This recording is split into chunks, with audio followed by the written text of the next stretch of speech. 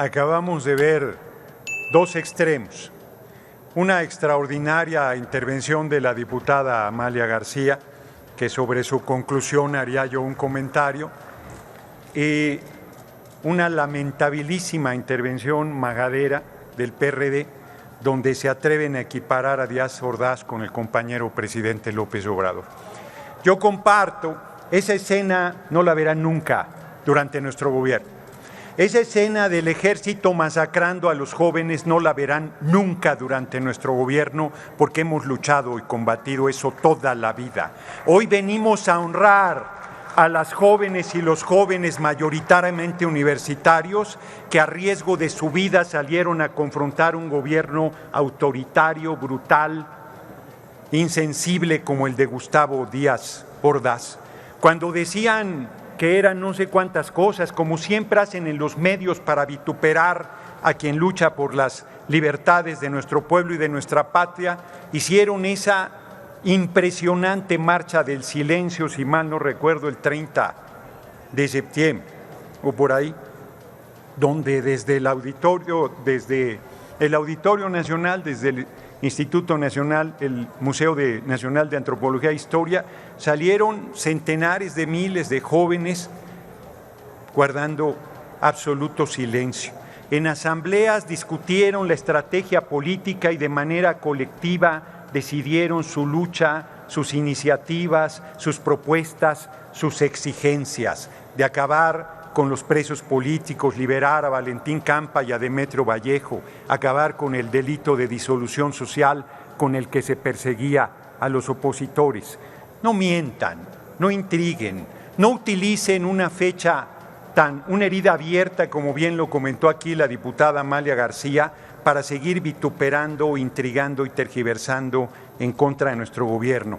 Ese ejército que reprimió es el mismo ejército que surgió de la Revolución de 1910 y es el mismo ejército que hoy está volcado en labores de paz y que está auxiliando en tareas de seguridad pública. Todos quisiéramos que el ejército regresara ya a los cuarteles, de eso no hay discusión. El tema es cómo resuelves los problemas de seguridad.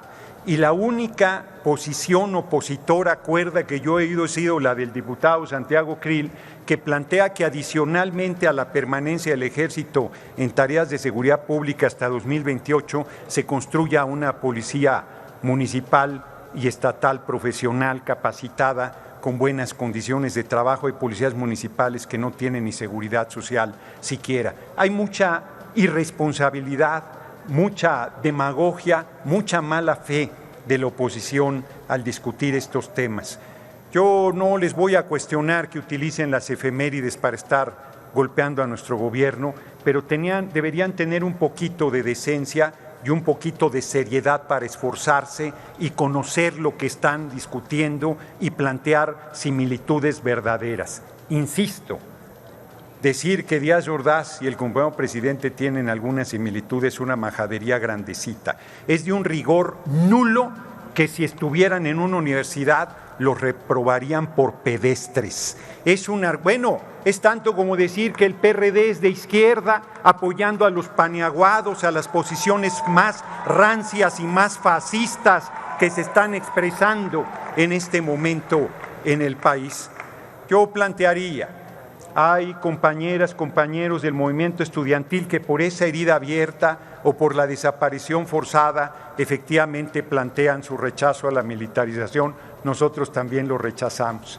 Esa militarización que en los 70s asesinó jóvenes, desapareció, avasalló poblaciones, por ejemplo, en el combate contra Lucio Cabañas, porque muchos de esos jóvenes sobrevivientes, viendo cerrados los caminos pacíficos y electorales, se decidieron a la guerrilla y al camino de las armas. Todavía en el asalto al cuartel Madera está en una fosa común los jóvenes valientes que tomaron las armas para liberar a la patria en la década de los 70. Es cierto que es un debate fuerte, es cierto que hay muchas diferencias sobre el tema, pero no pueden regatear que las Fuerzas Armadas hoy cumplen una función de paz y no pueden regatear que el compañero presidente está haciendo todo para honrar a todas estas mujeres y hombres que en el 68 alzaron la voz, pusieron en riesgo, muchos de ellos pagaron con su vida para gozar de las libertades civiles y democráticas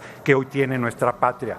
De esas luchas venimos, yo no participé ahí, tenía 8 años, pero esas luchas honramos, no nos lo van a quitar y no nos lo van a escamotear bajo ninguna circunstancia. Larga vida al movimiento estudiantil de 1968 que está en los muros de honor de esta Cámara de Diputados, y larga vida a las mujeres y hombres gracias a los cuales hoy gozamos de esta revolución sin violencia que es la Cuarta Transformación. Muchas gracias por su atención, compañeras. Muchas gracias, diputado Fernández.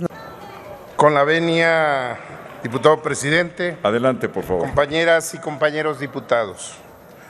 Hoy hacemos valer la Constitución y los equilibrios de poderes al discutir en esta soberanía el Estado general que guarda la política interior.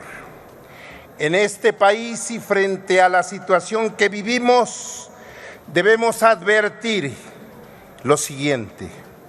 Hay millones de mexicanas y mexicanos decepcionados de este gobierno.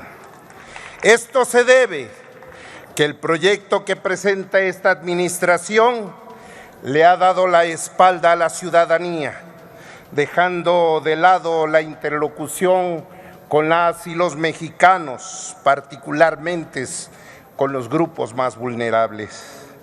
Le han dado la espalda a las víctimas de la violencia, a las niñas y a los niños que sufren el desabasto de medicamentos y tratamientos para el cáncer. Le han dado la espalda a los miles de mujeres sobrevivientes del feminicidio. Le han dado la espalda a los padres de hijas e hijos desaparecidos que suplen la tarea del Estado en su búsqueda frente a la imposibilidad de garantizarla. La ruptura del diálogo entre el gobierno lacera y lastima a las más de 100,000 familias que registran desapariciones forzadas. En este país, en el que cada día desaparecen 15 personas en promedio, de las cuales 7 son mujeres, y el 80% lamentablemente no son localizables, pero siguen siendo buscados por sus familiares en vez del Estado. En México, el cáncer infantil es uno de los más graves problemas de salud. Constituye la segunda causa de muerte y primera por enfermedad en niñas y niños de 5 a 14 años de edad. Esta terrible enfermedad representa un grave problema en atención, detección y tratamientos oportunos. Un diagnóstico temprano marca una gran diferencia en su recuperación. Lastimosamente, en esta administración es una deuda pendiente que aún hay más de la mitad del camino siguen sin resolverse. Vemos con mucha tristeza que México vive la peor violencia de la historia después de la Guerra de Independencia y de la Revolución Mexicana, siendo las mujeres las que sufren por estos resultados. Datos del INEGI revelan que la violencia en contra de las mujeres ha crecido en 4% en los 5 últimos años. Lo anterior representa que aproximadamente 50,5 millones de mujeres y niñas mayores de 15 años han sufrido algún tipo de violencia. Las mujeres en nuestro país no solo sufren violencia producto de la delincuencia, cada vez crece más, también sufren violencia en las instituciones que les arrancan la posibilidad de decidir sobre su cuerpo o que limitan a su desarrollo laboral. Las y los funcionarios que encabezan esta administración deberían coadyuvar en la dirección de las relaciones del Poder Ejecutivo Federal con los otros poderes de la Unión y los demás niveles de gobiernos para así fomentar la convivencia armónica, la paz social, el desarrollo y el bienestar de las y los mexicanos en un Estado de Derecho. Sin embargo, gran parte de los titulares de esta administración se han dedicado a profundizar la crisis que el propio Ejecutivo busca desarrollar desde Palacio Nacional, tratando de debilitar el equilibrio de poderes. Pretende construir paralelamente a las instituciones y poderes constitucionales, buscando a toda costa instaurar como una realidad su retórica. Intenta todos los días implantar sus reglas, sus leyes, siempre en detrimento de la división republicana de nuestra nación. Desde el grupo parlamentario del PRD, la única y la verdadera izquierda de México, les decimos que la ciudadanía ya no tiene confianza en ustedes. La ciudadanía merece respeto y una respuesta clara por parte del gobierno en funciones. Señor presidente, compañeras y compañeros diputados, no se gobierna solo. Le pido por favor que concluya. Concluyo, presidente. Gracias. No se gobierna solo con una mayoría, se gobierna con responsabilidad, se gobierna con sensibilidad, se gobierna con justicia, se gobierna con honestidad, que ustedes desafortunadamente no tienen. Gracias, diputado presidente. Adelante, por favor. La oposición debería preguntarse si lo que viene a decir a tribuna es verdad, ¿cómo justifica el 70% de apoyo de nuestro pueblo al compañero presidente? La oposición sube a decir mentiras en vez de aprovechar esta tribuna en la glosa del informe para hacer algún señalamiento verdaderamente crítico de lo que venimos realizando. Vienen a hacer los sepultureros del PRD son los peores. Vienen a leer aquí discursos que les hace la Embajada de Estados Unidos, se los traduce a español, y vienen aquí a repetir las necedades que dicen los paniaguados. Que no se sostiene ni una de ellas, ni una sola de ellas, porque es tan simple como que si la oposición quisiera tener respaldo de la gente, ¿por qué pierden las elecciones? ¿Por qué fueron barridos en 2018? ¿Por qué fueron derrotados en 4 de las 6 gubernaturas en este año? ¿Por qué van a ser derrotados en Coahuila y en el Estado de México? ¿Por qué van a volver a perder la presidencia de la República en 2024? Porque no entienden que no entienden, porque traicionan al pueblo, porque no vienen aquí a plantear, por ejemplo, una crítica que sería correcta de que se restablezcan los derechos de las trabajadoras y trabajadores del país, que vuelva a haber antigüedad, pensión, jubilación, aguinaldo, vacaciones, que se acabe el outsourcing, o que en los juicios por despidos injustificados se le pague a los trabajadores los salarios caídos de todo el tiempo que dura el proceso, que se alargan infinitamente en vez del año que les restringió al haber liquidado los derechos de trabajadoras y trabajadores del país. Solo por poner un ejemplo. No recorren el país porque si no sabrían que la gente está harta del Poder Judicial y de que se doble ante quien pone más dinero, que estén las cárceles llenas de inocentes, que el sistema penitenciario no sea un sistema de verdadera rehabilitación. No vendrían a decir sus necedades aquí, sino a plantear cómo fortalecemos el sistema educativo nacional para que se les dé de desayunar, de comer, de almorzar a los niños y a las niñas y a la juventud en general en las escuelas públicas del país. Estarían planteando verdaderas preocupaciones para que haya un proyecto de vivienda, que se requiere un proyecto muy ambicioso, en vez de venir a criticar lo que el gobierno ha hecho de manera correcta.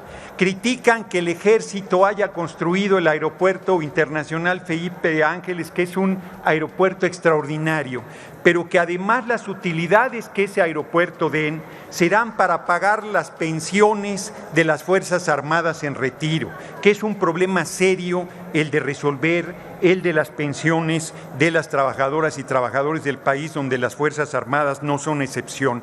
Vienen a repetir su cantinela de que es un fracaso.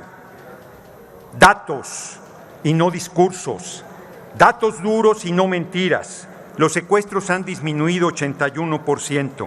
Los feminicidios han disminuido 51.7% en comparación con el máximo histórico que es de agosto de 2021. Los homicidios dolosos han disminuido 48.7% y los estados con mayor índice de homicidios son Guanajuato, ¿para qué sirve el gobernador Paniaguado y su fiscal que va para 20 años? Baja California, que lo gobernó el PAN por décadas, Michoacán, que Silvano Aureoles, que debería estar en la cárcel, y vienen aquí diputados de Michoacán desvergonzadamente a decir necedades, está en el tercer lugar de homicidios, el Estado de México, que gobierna el PRI, Jalisco, Movimiento Paniaguado, que andaba de vacaciones en Europa el gobernador mientras tiroteaban en Antares, y ahora que se presenta ese problema, le reclaman al compañero presidente porque el gobernador, el alcalde y la policía estatal no sirve para nada en Jalisco, como no sirve en muchos lugares del país. Chihuahua, que gobiernan los paniaguados.